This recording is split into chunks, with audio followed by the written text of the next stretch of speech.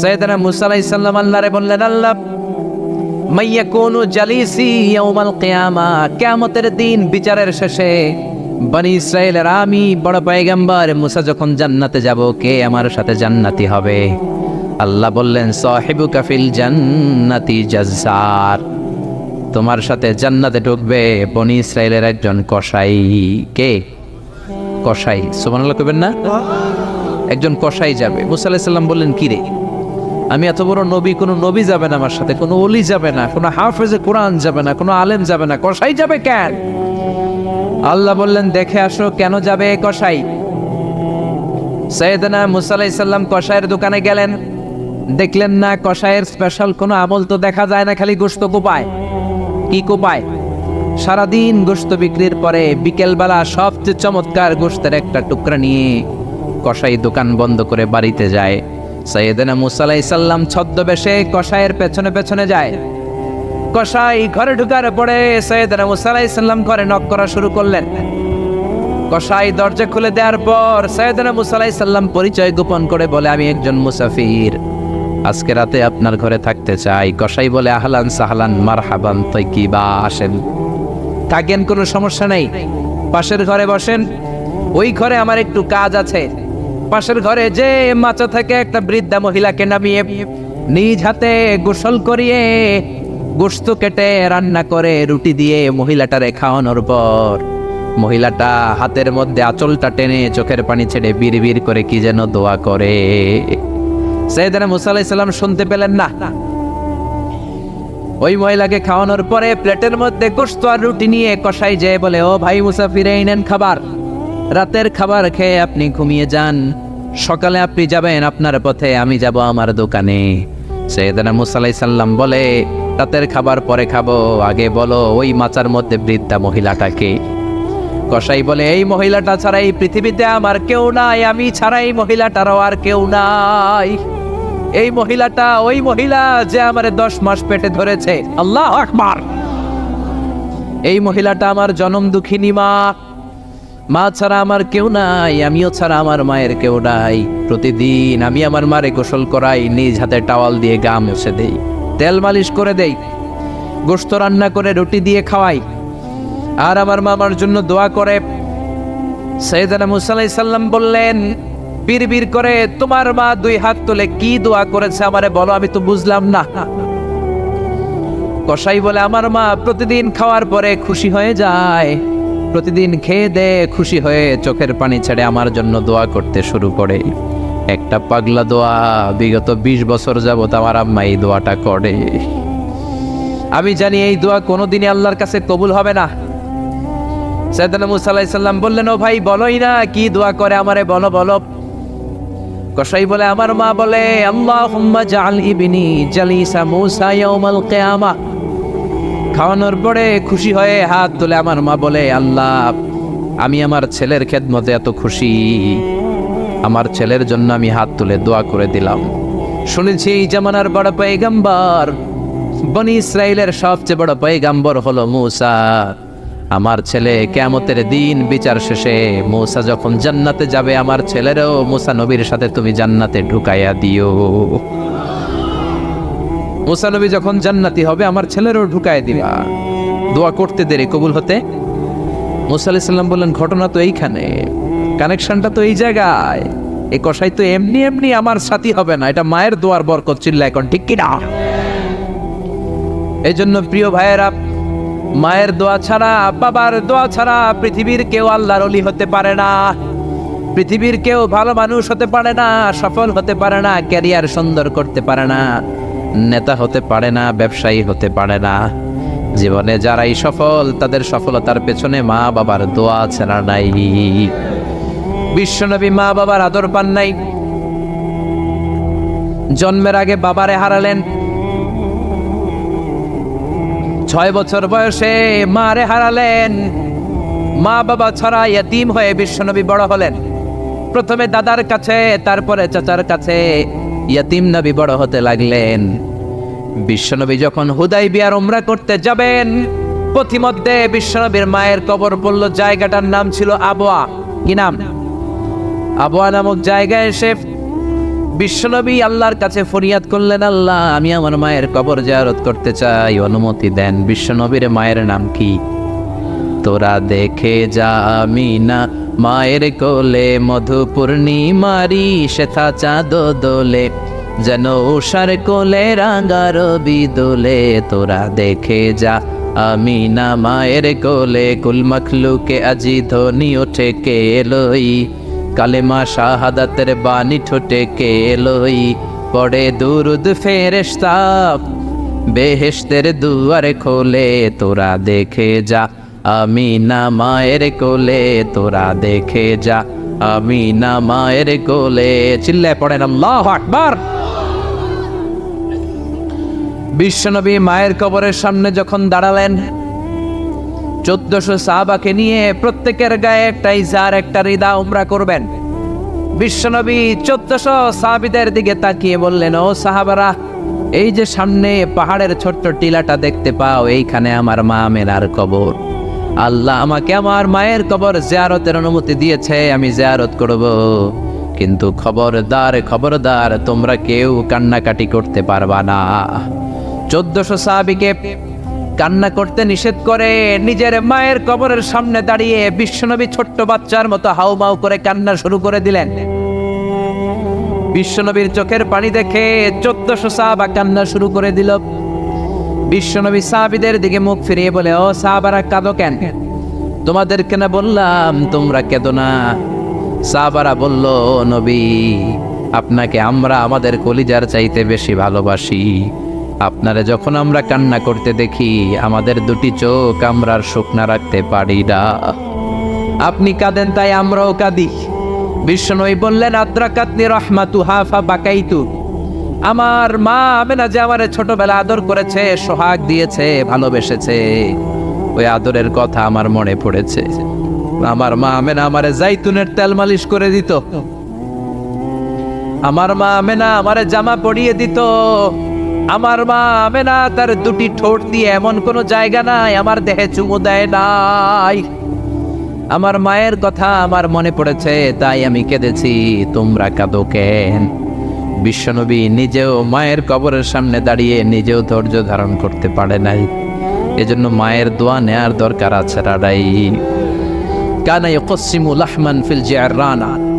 জিআররানা নামক জায়গার মধ্যে বিশ্বনবী কুরবানির গোশত বিতরণ করছিলেন। বিশাল লাইন।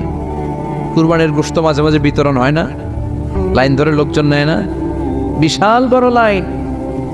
এই বিশাল লম্বা লাইনে হাজার হাজার মানুষ।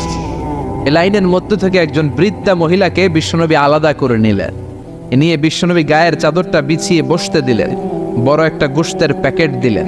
মহিলাটাও বিশ্বনবীর মাথায় হাত বুলিয়ে দোয়া করে দিল। চিল্লায় পড়েন সুবহানাল্লাহ। সাহাবারা বললেন, নবী, হাজার হাজার মানুষ গোশত নেওয়ার জন্য লাইন ধরেছে, কাউরে আপনি লাইন থেকে আলাদা করে নেন নাই, নিজের চাদরের উপর জীবনে কাউরে বসতে দিতে দেখি নাই। কে এই মহিলা? বিশ্বনবী বললেন, জন্মের আগে আমি বাবা হারিয়েছি, মাত্র 6 বছর বয়সে আমার মা আমেনাকেও হারিয়েছি, মায়ের দুধ আমি খেতে পারি নাই। যেই মহিলাটাকে চাদরের উপর বসতে দিলাম, এটা হলো এই বনি সাদ গোত্রের হালিমা, যার বুকের দুধ খেয়ে আমি বড় হয়েছি। হালিমাতু সাদিয়া, যার বুকের দুধ খেয়ে আজকের এই তরতাজা নবী আমি মুহাম্মদ। এজন্য মারে পায় নাই, দুধ মারে সম্মান করেছে, দুধ মার কাছ থেকে দোয়া নিয়েছে বিশ্বনবী। চিল্লায় বলেন ঠিক কিনা? এজন্য যুবক ভাইয়েরা যারা আছো, খবরদার মা বাবার সাথে বেয়াদবি করা যাবে না। আল্লাহ বললেন, আমার 2টা ফয়সালা। 1 নাম্বার ফয়সালা ইবাদত হবে একজনের, তিনি কে? 2 নাম্বার ফয়সালা ভালো আচরণ করতে হবে মা বাবার সাথে। আল্লাহর ইবাদত করা যেমনি ফরজ, মা বাবার সাথে ভালো আচরণ করাও ফরজ। ঠিক কিনা? নাকি মা বাবার সাথে ভালো আচরণ করা, ইহসান করা নফল? হ্যাঁ, মা বাবার সাথে ভালো আচরণ করা মনে হয় অপশনাল না? এটা কি অপশনাল না কম্পালসারি? এটা কম্পালসারি। খবরদার, যদি কোনো বেয়াদবি হয়ে থাকে আজকেই মাহফিলের পরে মা বাবার পা ধরে মাফ চাবো, রাজি আছি আমরা? এজন্য খবরদার, মাতা পিতার সাথে ইহসান করতে হবে। ইসলাম হচ্ছে ইটস এ ব্যালেন্সড রিলিজিয়ন, ভারসাম্যপূর্ণ জীবন ব্যবস্থা। সব দায় দায়িত্ব আল্লাহ আবার শুধু ছেলে মেয়েদেরকে দেয় নাই, মা বাবারও কিছু দায় দায়িত্ব আছে না নাই? জোরে বলেন। রব্বুল আলামিন মা বাবাকেও দায় দায়িত্ব দিয়েছে। ইসলাম বলে যারা মা বাবা হয়েছো, দাম্পত্য জীবন গড়েছো, ছেলে আল্লাহ দেয়, মেয়ে দেয়, যেটাই দেয় আল্লাহর শুকরিয়া আদায় করার দরকার আছে রাড়াই। মা বাবার প্রথম দায়িত্ব ছেলে হোক মেয়ে হোক শুকরিয়া করবে কার? কারণ ছেলে দেয় কে, মেয়ে দেয় কে? ছেলে মেয়ে দুইটাই দেয় কে? আবার কাউকে আল্লাহ নিঃসন্তান বানিয়ে রাখে, মানে ছেলেও দেয় না মেয়েও দেয় না, তিনি কে? জোরে বলেন। রব্বুল আলামিন বলেন ইয়াহাবু লিমান ইয়াশাউ ইনাসাও ওয়া ইয়াহাবু লিমান ইয়াশাউ যুকুর। আমি যারে চাই ছেলে দেই, আমি যারে চাই তারে মেয়ে দেই, যারে চাই ছেলে মেয়ে দুইটাই দেই, আবার যারে চাই ছেলেও দেই না মেয়েও দেই না। এমন লোক সমাজে আছে না নাই? তাহলে বাবা মার প্রথম দায়িত্ব ছেলে হোক মেয়ে হোক আপনারে খুশি হইতে হবে। কিছু লোক আছে ছেলে হইলে গ্রামের সবাইরে মিষ্টি খাওয়ায়, মেয়ে হইলে মেয়ে যে হয়েছে এটা শোনায়ও না, আছে না নাই? বিশ্বনবী বলেন এগুলো এমন লোক যাদের মধ্যে জাহেলিয়াত আছে। কারণ খয়রুকুম মান বুকিরা বিল উনসা, যেই ঘরের প্রথম সন্তানটা মেয়ে ওই ঘরটারে বরকত দিয়ে ভরে দেয় কে? জোরে বলেন। এক নাম্বার দায়িত্ব আপনি খুশি হবেন, শুকরিয়া করবেন। দুই নাম্বার দায়িত্ব ছেলে হোক কিংবা মেয়ে হোক, হওয়ার সাথে সাথে এই কানের সামনে যে আজান দিবেন, কি দিবেন? আল্লাহু আকবার, আল্লাহু আকবার, আল্লাহু আকবার, আল্লাহু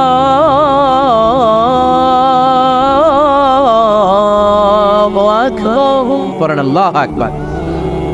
এখন ছেলে হয়েছে মেয়ে হয়েছে, আজান দেওয়ার জন্য মুয়াজ্জিন সাহেবরে টোকায়, আছে না নাই? ইমাম সাহেবরে টোকায়, আছে না নাই? বিশ্বনবীর প্রথম নাতিটার নাম ছিল হাসাইন। দুই নাতি তো, বড় জনের নাম হাসান, ছোট জনের নাম হাসান। জন্ম হওয়ার সাথে সাথে বিশ্বনবী ঘরে ঢুকে দুই কানের মধ্যে হাত লাগিয়ে হাসানের কানের সামনে দাঁড়িয়ে বিশ্বনবী নিজে আজান দিয়েছেন। এই জন্য নিজের ছেলে হলে নিজে আজান দিবেন, অথবা আপনার নাতি হইলে দাদা হিসেবে আপনি আজান দিবেন, আপনার ভাতিজা ভাতিজি হয়েছে চাচা হিসেবে আপনি আজান দিবেন। ইমাম সাহেবরে টোকানোর দরকার নাই। একজন মুসলমান হিসেবে সবার ভালো করে আজান একামত জানার দরকার আছে রাডাই। তাহলে ছেলে হোক মেয়ে হোক খুশি হবেন, এটা হলো প্রথম দায়িত্ব বাবা মার। যত মায়েরা, আমার মাইকের আওয়াজ যদি আপনাদের কানে যায় মায়েরা শোনেন, আর বাবা যারা এসেছেন মনোযোগ দিয়ে শোনেন। এক নম্বরে বাবা মার দায়িত্ব প্যারেন্টিং, এটাকে বলে parenting, how to rare up your children, কেমন করে ছেলে মেয়েদেরকে বড় করবেন এই ব্যাপারে ইসলামের দিক নির্দেশনা আছে না নাই?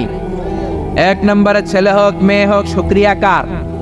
দুই নম্বরে ছেলে হওয়ার সাথে সাথে মেয়ে হওয়ার সাথে সাথে আজানের দরকার আছে না নাই?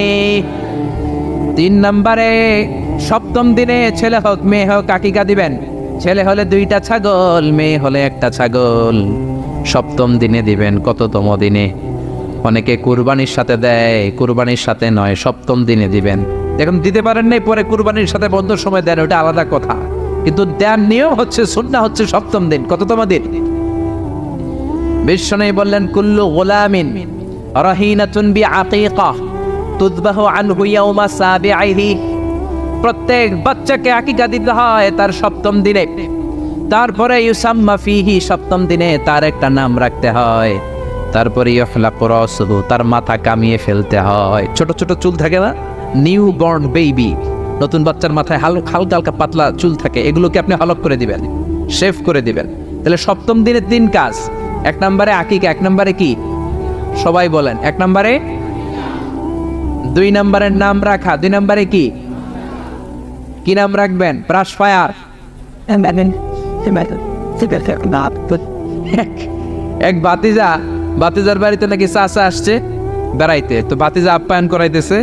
চাচা কয় কতদিন পরে তোমার সাথে দেখা, তোমার ছেলে হয়েছে একটা মেয়ে হয়েছে একটা, আমি তো চিনি না, ডাক দাও না। ডাক দিছে ব্রাশ ফায়ার। চাচা মনে করছে আসল ব্রাশ ফায়ার, এটা মনে করে চাচা দিছে দৌড়। বাতিজাও চাচারে ধরার জন্য দৌড়, চাচাও দৌড়ায় বাতিজাও দৌড়ায়।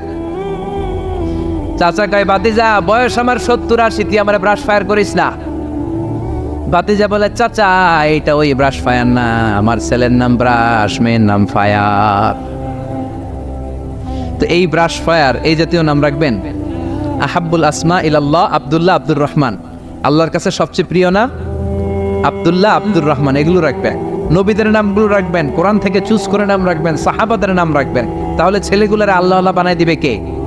আর ব্রাশ ফায়ার রাখলে ব্রাশ ফায়ারের মতোই হবে, ঠিক কিনা? বিভিন্ন সমাবেশে এরা বোমা মারবে, ককটেল বোমা মারবে, হত্যা করবে, ডাকাতি করবে, ছিনতাই করবে, মেয়েদের ওন্না ধরে টানাটানি করবে, জোরে কোন ঠিক কিনা?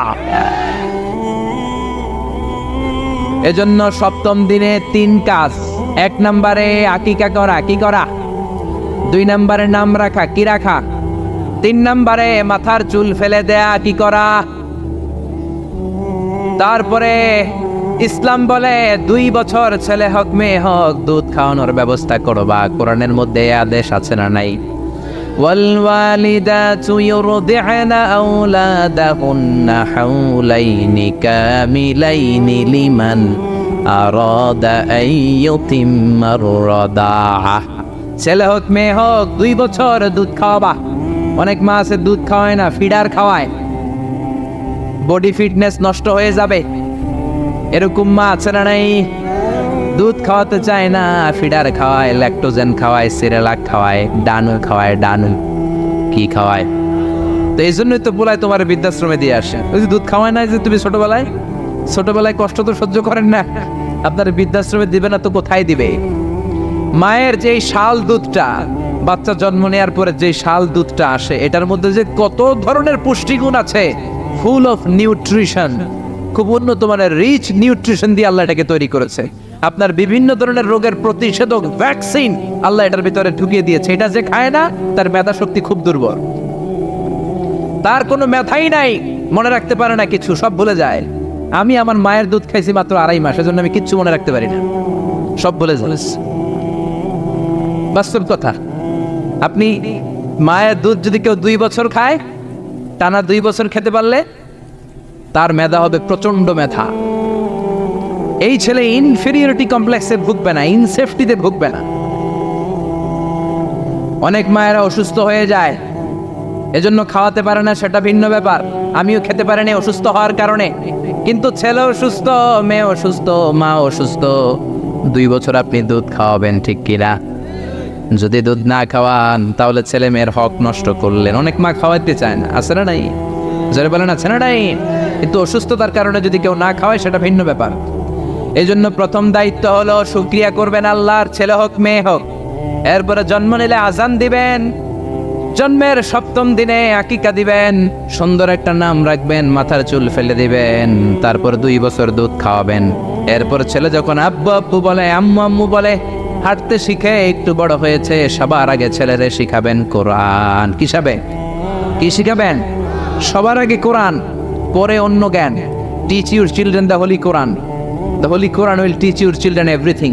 আপনি আপনার ছেলেরে কোরআন শিখান, কোরআন আপনার ছেলেরে গোটা বিশ্বটা শিখাই দিবে। সুবহানাল্লাহ কইতে মন চায় না? এজন্য একটু বড় হলেই ছেলে মেয়েরে কি শিখাবেন? আপনি ছেলে মেয়েরে সব কিছু শিখাইলেন, কোরআনটাই শিখান নাই, তার মানে আপনি কিছুই শিখান নাই, ঠিক কি না? এরপরে ছেলে মেয়েদেরকে সময় দিবেন, তাদেরকে নিয়ে ঘুরতে যাবেন, ভালোবাসবেন। বিশ্বনবী হাসান আর হুসাইনকে আদর করতে লাগলেন। হাসানকে কোলে নেয়, হুসাইন ওঠে, আবার হুসাইনকে নিলে হাসান নামে।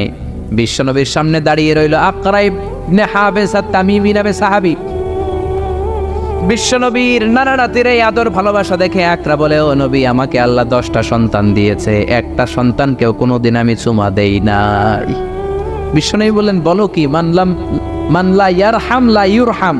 যে কারোর উপর দয়া দেখায় না, আল্লাহও তার উপর দয়া দেখায় না। যে কাউরে ভালোবাসে না, আল্লাহও তার ভালোবাসে না। যে ছোটদের আদর করে না, সে আল্লাহরও দয়া পায় না। চিল্লা এখন ঠিক কি না? এজন্য ছেলে মেয়েদেরকে সময় দিবেন। আধুনিক কিছু ফ্যামিলিতে যেই সমস্যা, বাবা মা 2 জন চাকরি করে, বাবাও সকালে বের হয়ে যায়, মাও বের হয়ে যায়। যখন বের হয় তখন ছেলে মেয়ে ঘুমায়, আবার রাতে যখন ফিরে তখনও ঘুমায়। শুক্রবার সারা ছেলে আর বাবার সাথে দেখাই হয় না। তো ছেলে মেয়ে মানুষ হয় কাজের মেয়ের কাছে। কার কাছে? কাজের মেয়ের কাছে। যদি আপনার ছেলে মেয়ে মানুষ হয়, এই ছেলে মেয়েগুলো কাজের মেয়ের চরিত্র নিয়ে বড় হবে, কাজের মেয়ের আচরণ নিয়েই বড় হবে। আপনার আচরণ, আপনার মধ্যে যে ভাব গাম্ভীর্য, ভদ্রতা, সুন্দর কথা বলার স্টাইল, এগুলো আপনার ছেলে মেয়েরা শিখবে না। চিৎকার করে বলেন ঠিক কি না? এরপর ইসলাম বলে, ছেলের বয়স যখন 7 হয়, ছেলে মেয়ে যখন 7 বছরে পৌঁছে, নামাজের আদেশ দেওয়ার দরকার আছে না নাই? মুরু সিবিয়ানাকুম বিসসালাতি ওয়া হুম 7 সিনিন। ছেলে মেয়ের বয়স যখন 7, নামাজের আদেশ দাও। যখন 10, ধমকায়া হলেও, শাসন করে হলেও নামাজে নিবা। অনেকে আদরের ছেলে ফজরের সময় ডাকতে পারে না, হুজুর অনেক আদরের ছেলে তো ফজরের সময় ডাকি না, ঘুমায় আছে, ছেলেটার ঘুম ভাঙবে। আমার ছেলে 10টায় ওঠে, 11টায় ওঠে, আদরের ছেলে। তো সকালবেলা যদি ঘরে আগুন লাগে তখন কি করবেন? ঘরে যদি ভূমিকম্প হয় কি করবেন? তখন ডাকবেন না? তো দুনিয়ার আগুন থেকে বাঁচানোর জন্য যদি ছেলেরা ডাকেন, জাহান্নামের আগুন থেকে বাঁচানোর জন্য আপনার কলিজার টুকরাটারে নামাজের জন্য ডাকার দরকার আছে না নাই? এরপরে বিশ্বনবী বললেন, ইযা বালাগাল আওলাদু 10 সিনিন ফাররিকু বাইনাহুম ফিল মাদাজি'। জরুরি মাসালা জেনে নেন, কান দুইটা খরগোশের মতো খাড়া করেন। বিশ্বনবী বললেন, ছেলে কিংবা মেয়ে বয়স যখন 10 হয় বিছানা আলাদা করে দাও। ছেলে মেয়ের বয়স 10 হয়ে গেলে বাবা মেয়ের সাথে একখানে ঘুমাতে পারবে না। ছেলে মেয়েদের বয়স যখন 10 হয়ে যায়, মেয়ে বাবার সাথে ঘুমাতে পারবে না, ছেলের সাথে মা ঘুমাবে না, ভাই আর বোন এক বিছানায় শোবে না, ঠিক কি না? 2 ভাই এদের বিছানাও যদি আলাদা করে দেয়া যায় সেটাও ভালো। এগুলো আমরা অনেক ফ্যামিলিতে মেনটেন করি না, এজন্য ঝামেলা আছে না নাই? আবার বিশ্বনবী বললেন, আল্লিমু আওলাদাকুম আস-সিবাহা ওয়ার রিমায়া ওয়ার রুকুবাল খাইল। ছেলে মেয়েদেরকে সাঁতার শিখাও, তীর মারা শিখাও, ঘোড়ায় চলা শিখাও। সাঁতার শিখাতে বলেছে বিশ্বনবী, সুবহানাল্লাহ। ছেলেরে হাঁটা শিখায় বাবা, আব্বু হাঁটো হাঁটো হাঁটো, তুমি হাঁটো, তুমি আমার আব্বু হাঁটো। তো জমিনে হাঁটা শিখাইলেন, পোলা যদি পানিতে পড়ে তখন হাঁটাহাঁটি যাইব কই? পানিতে হাঁটা যায়? পানিতে কি করতে হয়? সাঁতার। তো এটা শিখাইতে হবে না? বিশ্বনবী বললেন, আল্লিমু আওলাদাকুম আস-সিবাহা, ছেলে মেয়েদেরকে সাঁতার শিখাও। 2 নম্বরে বললেন, আর রিমায়া, রিমায়া মানে তীরন্দাজ বাহিনী বানাও, তীর মারো। ইমাম মাহেদী আসলে জেহাদের ময়দানে শরীক হওয়ার দরকার আছে না নাই? তো এখন তো তীর মারামারি নেই, কি শিখাবেন? আত্মরক্ষার কৌশল শিখাবেন, কেমন করে প্রতিকূল পরিবেশে বেঁচে থাকতে হয়, সমাজের এই সংগ্রামে কেমন করে টিকে থাকতে হয়। ছেলে মেয়ের কখনো ননির পুতুল করে গড়ে তুলবেন না, কষ্ট সহিষ্ণু করে গড়ে তুলবেন। আপনি বেঁচে থাকতেই একটু কষ্ট করে করে শিখান, তাহলে তার ক্যারিয়ারটারে ব্রাইট করে দিবে কে? 3 নম্বরে বললেন, রুকুবাল খাইল, কেমন করে ঘোড়ায় চড়তে হয় শিখাও। এখন তো ঘোড়া নাই, কেমন করে গাড়িতে চড়তে হয় শিখাইবেন, ঠিক কি না? কেমন করে সাইকেল চালাতে হয় শিখাবেন, হুন্ডা চালাতে হয় শিখাবেন। ছেলে মেয়েদের যা শিখানো দরকার শিখাই দিবেন, তাহলে ফ্যামিলিতে বরকত দিবে কে? এরপরে বিশ্বনবী বললেন, আর নিকাহ, ছেলে কিংবা মেয়ে প্রাপ্তবয়স্ক হলে বাবা মার দায়িত্ব বিয়ে দেয়া। কি দেয়া? কিন্তু মেয়ের বয়স হয়ে গেছে 25, ছেলের বয়স 30, বিয়ে হয় না, আছে না নাই? ছেলেরা যদি জিজ্ঞেস করি বিয়ে করস না কেন, কয় হুজুর নিজের পায়ে দাঁড়ায় লই। তাহলে এতদিন কার পায়ে দাঁড়াইছো? আপনার ছেলে আপনার মেয়ে প্রাপ্তবয়স্ক হওয়ার পরে যৌবনের সময়ে যদি কোনো পাপ করে, অন্যায় করে, সময় মতো বিয়ে না দেওয়ার কারণে, তাদের পাপের কারণে ওই পাপের পার্সেন্টেজ গুণা আপনার আমল নামাতেও আছে না নাই? জোরে বলেন, জোরে বলেন। ছেলে মেয়েগুলো এখন চরিত্রহীন আর চরিত্রহীনা হয়ে যাচ্ছে এই পর্নোগ্রাফির ছোবলে, ইউটিউব আর ইন্টারনেটের ছোবলে। ওপেন অ্যাক্সেস একটা শব্দ লিখে ক্লিক করতে দেরি, নেকেড ফিল্মগুলো আসতে দেরি হয় না, চিল্লা এখন ঠিক কি না? এজন্য সময় মতো বিয়ে দিয়ে দেন। উপযুক্ত মেয়ে থাকলে বিয়ের ব্যবস্থা করেন, প্রাপ্তবয়স্ক ছেলে হলে বিয়ের ব্যবস্থা করেন। সময় মতো বিয়ে করায় দিলে সমাজের অপরাধগুলো কমে যাবে, ঠিক কিনা? সর্বশেষ মাতা পিতার প্রতি যে দায়িত্ব আল্লাহ দিয়েছেন সেটা হচ্ছে আল মিরাস। কোরআনের দেয়া পদ্ধতি অনুযায়ী সম্পদ বন্টন করতে হবে। কার আইন? চিৎকার করে বলবেন, আইনটা কার? এজন্য রব্বুল আলামিন বলেন, ইউসিকুমুল্লাহু ফি আওলাদিকুম লিযযাকারি মিসলু হাযযিল উনসায়াইন। আল্লাহ বললেন, দুনিয়ার সব বাবাদের জন্য স্পেশাল ভাবে আমি ওয়াজ করে দিলাম, ছেলের সম্পদের যতটুকু দিবা মেয়েরে দিবা অর্ধেক। কার আইন? ছেলেরে 10 লাখ দিলে মেয়েরে কয় লাখ? ছেলেরে 20 কানি জমি দিলে মেয়েরে? বিধানটা কার? উল্টাপাল্টা করা যাবে? তাহলে ছেলে মেয়েদের জন্য যেমনি আল্লাহ ফরজ করে দিলেন, ওয়াবিল ওয়ালিদাইনি ইহসানা, আল্লাহর ইবাদতের পরে মাতা পিতার খেদমত করবা, ইহসান করবা, মাতা পিতাদের উপরেও এই নিয়মগুলো আবশ্যক করে দিয়েছে কে? চিল্লায় বলেন। এজন্য ছেলে মেয়েরা পালন করবে তাদের দায়িত্ব, মাতা পিতারা দায়িত্ব পালন করবে তাদের দায়িত্ব। তাহলে সমাজটাকে জান্নাতের সমাজ বানায় দিবে কে? চিল্লায় বলেন কে? আল্লাহ বললেন, আমার প্রথম ফয়সালা ইবাদত হবে শুধু আমি আল্লাহর। 2 নম্বর ফয়সালা, ওয়াবিল ওয়ালিদাইনি ইহসানা, ইহসান হবে মাতা পিতার সাথে, মানে ভালো আচরণ হবে মাতা পিতার সাথে। বুঝা গেল, ইবাদত হবে আল্লাহর, ইহসান হবে মাতা পিতার। আল্লাহর সাথে, আল্লাহর জন্য আপনি ইবাদত করবেন আর মাতা পিতার প্রতি আপনি ইহসান করবেন। ইহসান মানে সদাচরণ, ইহসান মানে খেদমত, ইহসান মানে তাদের জন্য খরচ করা, ইহসান মানে আপনার সব সম্পদ তাদের পায়ের সামনে, আপনার সব ক্ষমতা তাদের পায়ের সামনে বিলিয়ে দেয়া, বিছিয়ে দেয়া। চিল্লা এখন ঠিক কিনা? এজন্য আল্লাহ বললেন আমার 2 নাম্বার ফয়সালা ওয়াবিল ওয়ালিদাইনি ইহসানা, মাতা পিতার সাথে ইহসান করবা। আমরা বললাম আল্লাহ আপনার জন্য ইবাদত হবে এটা আমরা বুঝলাম, মাতা পিতার সাথে ইহসান কেমন করে হবে এটা আমরা বুঝলাম না। আল্লাহ বললেন ইহসান কাকে বলে যদি না বোঝো তাহলে বুঝে নাও, ইম্মা ইয়াবলুগান্না ইনদাকাল কিবারা আহাদুহুমা আও কিলাহুমা ফালা তাকুল লাহুমা উফ। আল্লাহ নিজেই ইহসানের ব্যাখ্যা দিচ্ছেন। আল্লাহ বললেন ইহসানের প্রথম তাফসীর হলো আব্বা আম্মা একজন কিংবা দুইজন যখন বার্ধক্যে উপনীত হয়ে যায়, যখন বয়সে পৌঁছে যায়, খবরদার তাদের কোনো কাজে তুমি নাক ছিটকাতে পারবা না, তাদের কোনো কাজে নাক ছিটকাতে পারবে না, তাদের কোনো কাজে এমনকি উফ শব্দটাও বলা যাবে না। চিল্লা এখন ঠিক কিনা? কারণ আমরা যখন ছোট ছিলাম বাবা মারে কষ্ট দিয়েছি কি দেই নাই? আপনার কত বছর আগের ঘটনা মনে আছে? আপনার বয়স যখন 3 তখন আপনি কি করছিলেন মনে আছে? তো ওইটাই যদি মনে না থাকে, বয়স যখন 2 ছিল ওগুলা মনে আছে? বয়স যখন 1 ছিল ওগুলো মনে আছে? জ্বালাতনটা তো ওই সময় বেশি করছে। চিল্লা এখন ঠিক কিনা?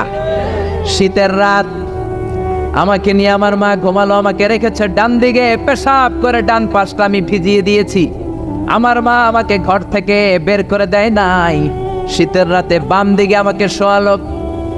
কনকনে মাঘ মাসের শীতের রাতে বাম পাশটাতেও পেশাব করে ভিজিয়ে দিলাম, আমার মামারে ঘর থেকে বের করে দেয় নাই।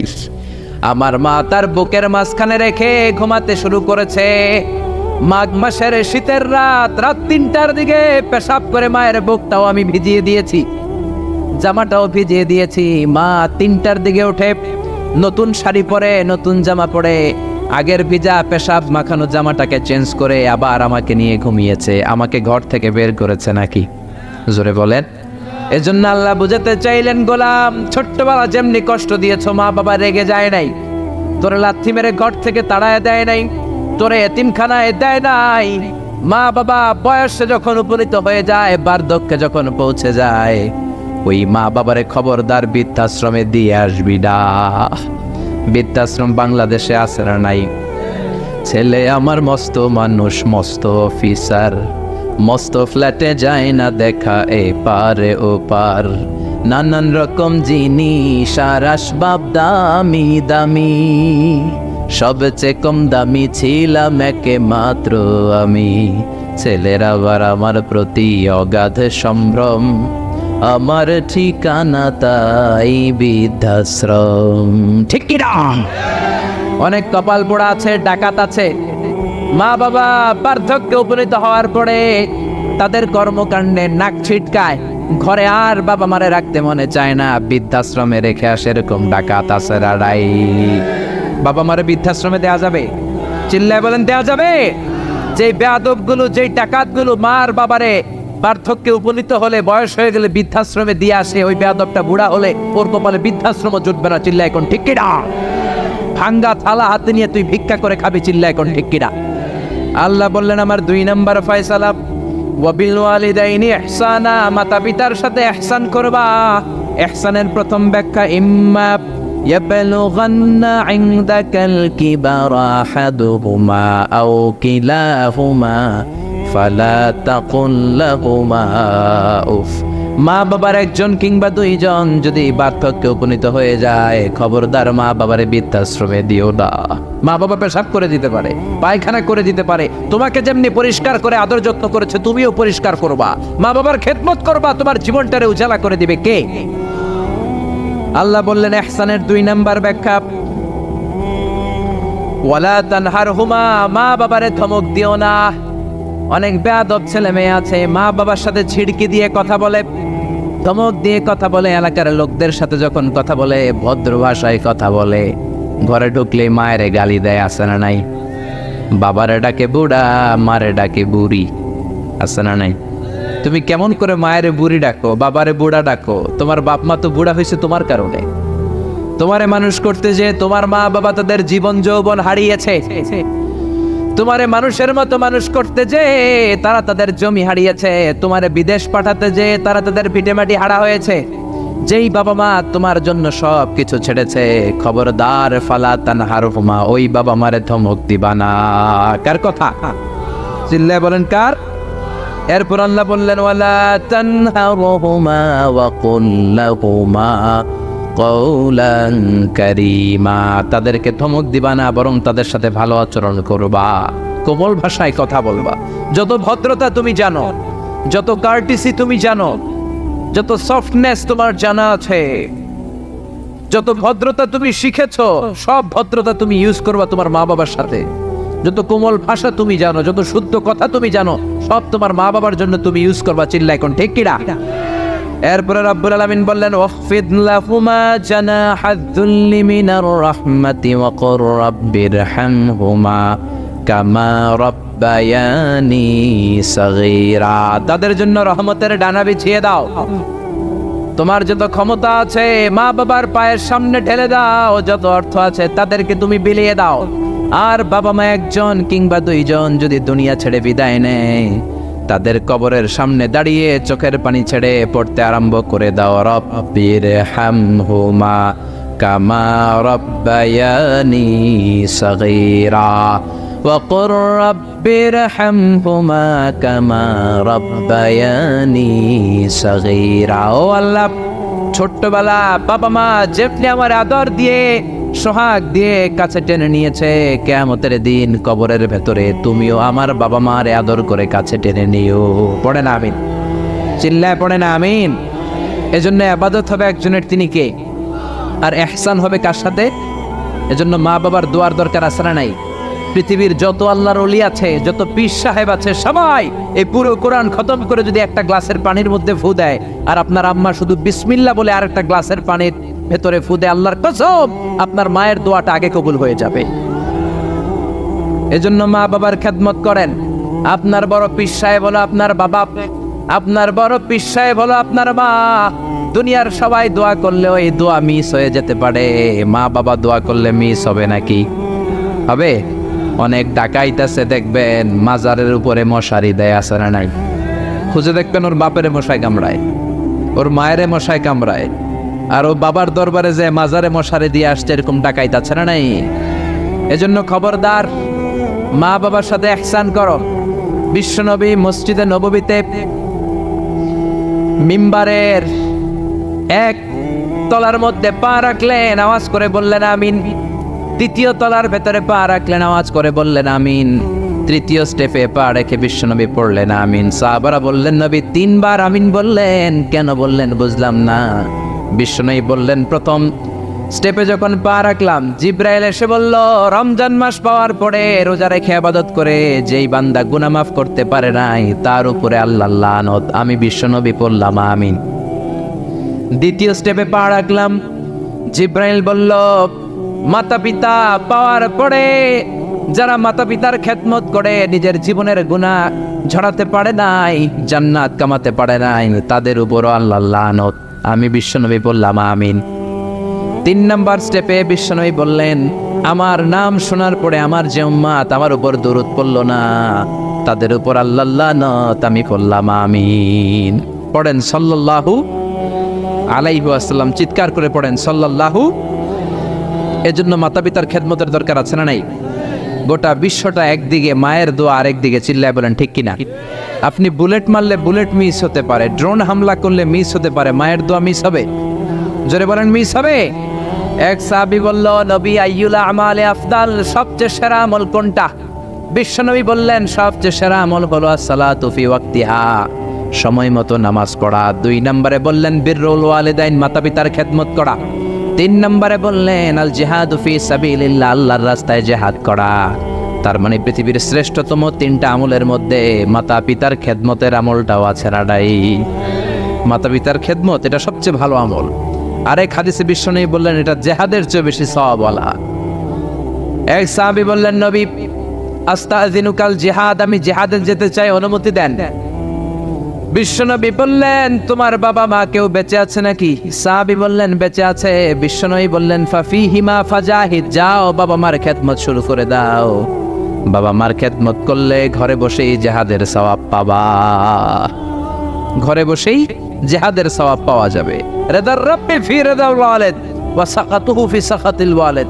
বাবা মা খুশি তো আরশের মালিক খুশি, বাবা মা না খুশ তো আরশের মালিকও না খুশ। চিল্লা এখন ঠিক কি না? এজন্য বিশ্বনবী বলতেন তোমাদের প্রত্যেকের ঘরের ভেতরে দুইটা জান্নাত আছে, কারণ জান্নাতে দুইটা স্পেশাল দরজা আছে। একটা দরজার নাম হলো আল আব মানে আব্বা, আর একটা দরজার নাম হলো আল উম মানে আম্মা। একটা দরজার নাম বাবা আর একটার নাম মা। এজন্য বিশ্বনবী বলেন এই দুইটা দরজার সাথে তোমরা কি আচরণ করবা তোমাদের ডিসিশন। ওমা জান্নাতুকা ওয়া নারুক, বাবা মাই তোমার জান্নাত, বাবা মাই তোমার জাহান্নাম। বাবা মার সাথে ভালো আচরণ করলে 8টা জান্নাতের দরজা তোমার জন্য খুলে দিবে কে? আর খারাপ আচরণ করলে জাহান্নাম আছে না নাই? তোমার বাবা মা যদি কাফের হয়, হিন্দু হয়, বৌদ্ধ হয়, তারপরও ভালো আচরণ করবা, ঠিক কি না? বাংলার জমিনে এরকম অনেক হিন্দু ফ্যামিলি আছে, হিন্দু ইয়াং ছেলে মুফাসসিরে কোরআনের তাফসীর শুনে হাতে হাত রেখে কালিমা পড়ে মুসলমান হয়ে গেছে, আছে না নাই? কিন্তু মা তো মুসলমান হয় নাই, বাবা তো মুসলমান হয় নাই, বাপ মা হিন্দুই রয়ে গেছে। তো বাপ মা হিন্দু, ছেলে মুসলমান, তুমি কি মা বাবার সাথে খারাপ আচরণ করতে পারবা? কথা বলেন। মা বাবা হিন্দু হোক, নাস্তিক হোক, বৌদ্ধ হোক আর খ্রিস্টান হোক, মা বাবার দোয়া নিতে হবে, আশীর্বাদ নিতে হবে। চিল্লা এখন ঠিক কিনা? বিশ্বনবীর শালী নাম কি বলেন তো, কেউ জানেন বিশ্বনবীর শালীর নাম কি? আসমা, মাশাআল্লাহ, আসমা বিনতে আবি বকর বিশ্বনবীর শালী। উনি মুসলিমা কিন্তু উনার মা ছিল মুশরিকা। বিশ্বনবীরে বললেন নবী আমি মুসলিমা কিন্তু আমার মা মুশরিকা কাফেরা, এখন আমি কি করব? আমার মায়ের সাথে কি ভালো আচরণ করব নাকি? বিশ্বনবী বললেন খবরদার, মা মুশরিক হোক কাফের হোক তারপরেও তোমার মা, ঠিক কি না? সিলিহা, দোয়া দাও, ভালো আচরণ করো, সম্পর্কটারে মিলায় রাখো, তোমার জান্নাতে ঢুকাই দিবে কে? 3 জিনিসের দিকে তাকালেই সওয়াব। 3টা জিনিসের দিকে তাকানোর সাথে সাথে আপনার আমলনামায় সওয়াব দিবে কে? 1 নাম্বার নাযার ইলাল কোরআন, কোরআনের দিকে যখন নজর করে তাকাবেন আপনার আমলনামায় সওয়াব দিবে কে? সুবহানাল্লাহ কইতে মনে চায় না? 2 নম্বরে কাবা, কাবার দিকে তাকালে সওয়াব দেয় কে? 3 নম্বরে নাযার ইলা ওয়াজহিল ওয়ালিদাইন, মাতা পিতার চেহারার দিকে নজর করে তাকালে সওয়াব দেয় কে? এজন্য বিশ্বনবী বললেন সালাসু দাওয়াতিন মুস্তাজাবাত, 3 ব্যক্তির দোয়া কোনোদিন আল্লাহ ফিরায় না। 1 নম্বরে দাওয়াতুল মুসাফির, মুসাফিরের দোয়া। আপনি সফর করেন না মাঝে মাঝে, কক্সবাজারে যাচ্ছেন, সিলেট যাচ্ছেন, এই যে গাড়ির মধ্যে বসে আছেন, ওই সময় আপনি দোয়া করবেন বেশি বেশি। ওই সফর অবস্থায় দোয়া করলে ওই দোয়া কবুল করে কে? 2 নম্বরে দাওয়াতুস সাইম, রোজা রেখে দোয়া করলে কবুল করে কে? 3 নম্বর দাওয়াতুল ওয়ালিদাইনি লিওয়ালাদিহি, মাতা পিতা যখন চোখের পানি ছেড়ে হাত 2টা তুলে আল্লাহর কাছে ছেলে মেয়েদের জন্য দোয়া করে, ওই দোয়াটাও কবুল করে কে? এজন্য সবার আগে দোয়া চাইবেন মা বাবার কাছে। কার কাছে? আমাদের কাছে অনেকে দোয়া চায়, আমরা বলি আরে তোমার মায়ের কাছে যাও, তোমার আব্বার কাছে যাও, আমার দোয়া তোমার জন্য কবুল হতেও পারে নাও হতে পারে, কিন্তু তোমার মা তো তোমার জন্য মুস্তাজাবুদ দাওয়া, তোমার বাবা তো তোমার জন্য মুস্তাজাবুদ দাওয়া, তোমার মা হাতটা তোলার সাথে সাথেই কবুল। চিল্লায় কোন সুবহানাল্লাহ। একজন বাবা এবং মা ছেলে মেয়েদের জন্য কতটা কষ্ট সহ্য করে, কতটা জ্বালা যন্ত্রণা সহ্য করে, বাবা মা না হওয়ার আগে এটা কেউ বুঝবে? আপনি শুধু ওয়াজ শুনতে পারবেন, কিন্তু বুঝবেন তখন যখন একটা ছেলে হবে, যখন একটা মেয়ে হবে, ঠিক কি না? এজন্য বিশ্বনবী বলতেন আল জান্নাতু তাহতা আকদামি উম্মাহাতিকুম, ও দুনিয়ার মানুষেরা শোনো শোনো, যেই জান্নাতের জন্য তোমরা পাগল, যেই জান্নাতের বর্ণনা শুনলে তোমাদের হৃদয় ঠান্ডা হয়ে যায়, যেই জান্নাতে যাওয়ার জন্য তোমরা ইবাদত করো, ওই জান্নাত থাকে তোমাদের মায়ের পায়ের তলায়। এই দুনিয়ার পুরুষ মানুষদের পায়ের নিচে থাকে জুতা, জুতার নিচে থাকে বালি, আর এই দুনিয়ার এক একটা মহিলার পায়ের নিচে থাকে তার ছেলে মেয়েদের জান্নাত। ওগো মা তুমি এই ধরনের শ্রেষ্ঠ নেয়ামত, তোমারই পদ তলে রয়েছে জান্নাত। ওগো মা তুমি এই ধরনের শ্রেষ্ঠ নেয়ামত, তোমারই পদ তলে রয়েছে জান্নাত। সুবহানাল্লাহ পড়েন। এই পৃথিবীটারে 100 বার বিক্রি করলে যে টাকা হবে, ওই টাকা দিয়ে জান্নাতের একটা চেয়ারের দাম হবে। সবাই বলেন হবে না। আচ্ছা, এই পৃথিবীটারে 5,000 বার বিক্রি করলে যেই মূল্য বা টাকা পাওয়া যাবে, ওই টাকা দিয়া জান্নাতের একটা টেবিল কিনা যাবে। আর যেই 8টা জান্নাত মায়ের পায়ের নিচে পড়ে আছে, ওই পা 2টার দাম আল্লাহর কাছে বেশি না কম? জোরে বলেন, বেশি না কম? এই জন্য এক সাহাবী বললেন, নবী, মান আহাক্কু বিহুসনি সাহাবাতি ইয়া রাসূলুল্লাহ, এই দুনিয়ায় এত মানুষ, এত বন্ধু, এত সাহাবী, এত লোক, কার সাথে ভালো আচরণ করব? বিশ্বনবী বললেন, উম্মুকা, তোমার মায়ের সাথে। সুম্মা মান, তারপরে কার সাথে? তোমার মায়ের সাথে। তারপরে কার সাথে? তোমার মায়ের সাথে। 3 বার।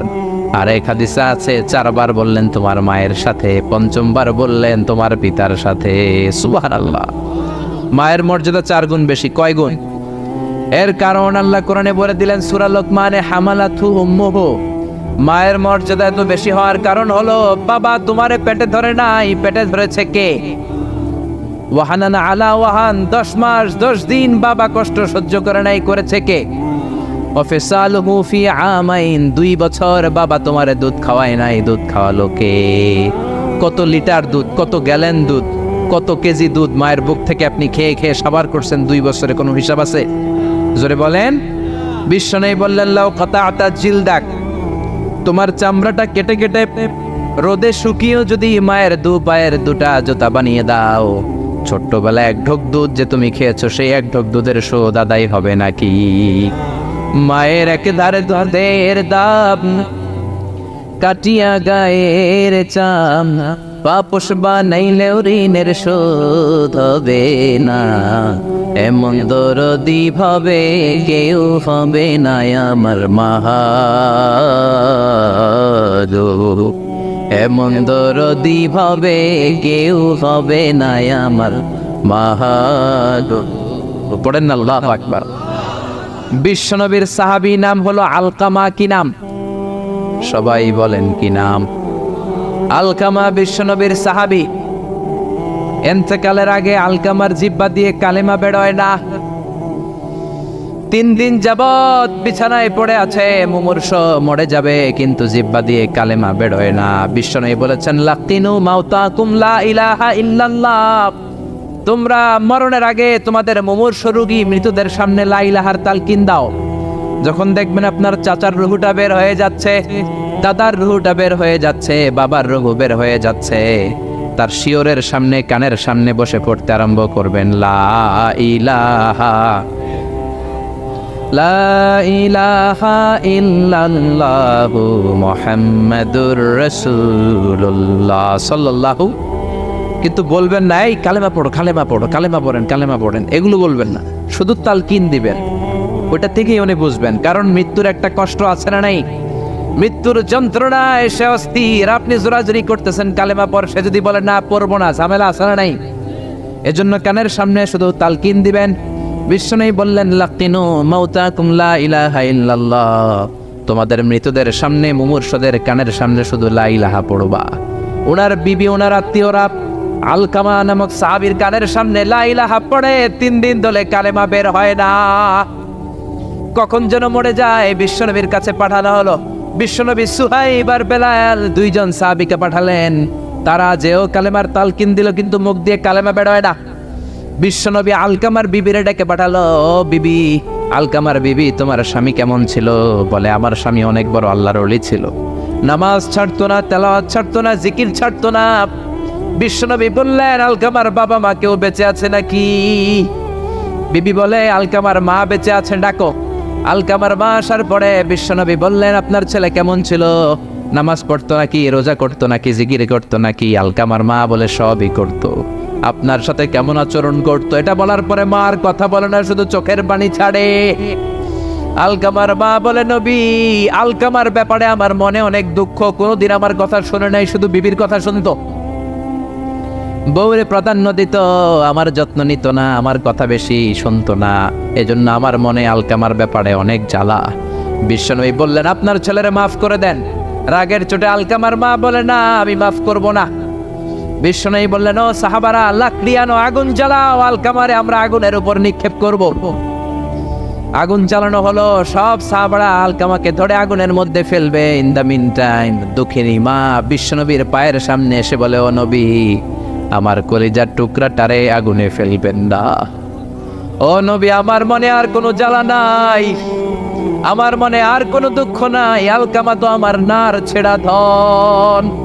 10 মাস 10 দিন আমার পেটে ছিল, আমার দেহ থেকে নিউট্রিশন নিয়ে, খাদ্য পুষ্টি নিয়ে আলকামা বড় হয়েছে। বেয়াদবি করেছে, কি হয়েছে? আমি আলকামারে মাফ করে দিলাম গো নবী। আলকামার শিয়রের সামনে দাঁড়িয়ে যখন মাফ করার ঘোষণা দিয়েছে, বিশ্বনবী সাক্ষী, সাহাবারা দাঁড়িয়ে আছে।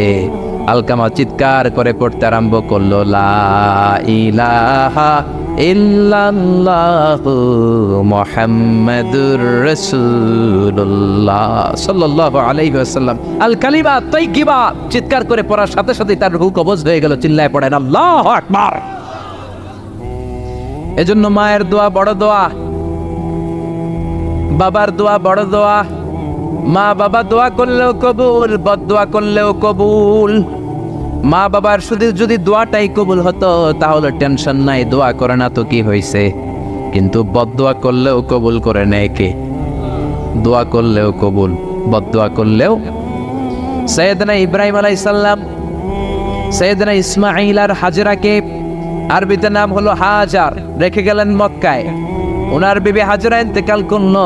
ছোট্ট দুধের শিশু ওনার পায়ের ধাক্কায় জামজামের পানি বের হলো, বড় হতে লাগলেন। শৈশব পেরিয়ে কৈশোর, কৈশোর পেরিয়ে যৌবন, তাগড়া যুবক। তখন জুরহুম নামক একটা কওমের একটা মেয়েকে তিনি বিয়ে করলেন। বিয়ে করে সুখের সংসার শুরু করলেন আল্লাহর আদেশে। অনেক পরে সৈয়দনা ইব্রাহিম তার কলিজার টুকরা ইসমাইলের বাড়িতে বেড়াতে গেল। কার বাড়িতে? কে গেল বেড়াতে? সৈয়দনা ইব্রাহিম বেড়াতে গেলেন। যাওয়ার পরে দেখে সৈয়দনা ইসমাইল ঘরে নাই। দরজার বাইরে থেকে সালাম দিলেন, আসসালামু আলাইকুম। এটা কিন্তু প্রামাণ্য বর্ণনা দিচ্ছে আমি বুখারী থেকে, বুখারীর বর্ণনা, এটা গল্প না। দরজার বাইরে থেকে সালাম দিলেন, আসসালামু আলাইকুম। ভেতর থেকে কর্কশ গলায়, ঝাঁঝালো কণ্ঠে, কণ্ঠের মধ্যে কোনো মায়া নাই, দয়া নাই, এরকম একটা কণ্ঠের মেয়ে উত্তর করে বলল, ওয়া আলাইকুমুস সালাম। সৈয়দনা ইব্রাহিম জিজ্ঞেস করলো, কাইফা হালুকি ইয়া উম্মি, ও মা তুমি কেমন আছো? মেয়ে কয়, বেশি ভালো না।